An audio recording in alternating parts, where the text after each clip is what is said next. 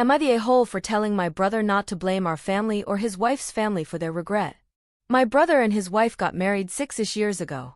They were two single parents who wanted to be married to each other, but the kids were not as into the idea as the adults. So they decided to live as a married couple with two separate families. My brother's kids were parented by my brother and my brother only. His wife's kids were parented by his wife and his wife only. His kids interacted with our family. Her kids interacted with hers. The kids interacted with their biological siblings only. They were not a blended family or even a family unit.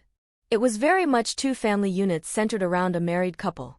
It was weird to members on both sides of their families, but it was what it was.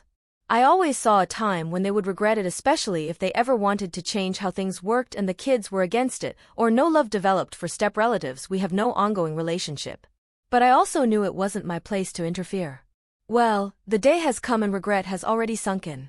So my brother's oldest graduated high school a couple of weeks ago, and my parents told them that they had saved for each grandkid's future and now had access to money to pay for college or get them started if they went for an apprenticeship.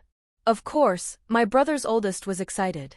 But my brother and his wife are not so much, because the money saved will be for each bio grandkid, not the wife's kids, and they do not have the same help and support from their bio grandparents. My brother and his wife told my parents they couldn't give to some and not all. They said the stepkids are not a part of our family and are not their grandkids, and therefore they do not owe them any money. My brother attempted to talk to his kids about the money, and they said they didn't care about his wife's kids or if they struggle or not, so they're not worried about them.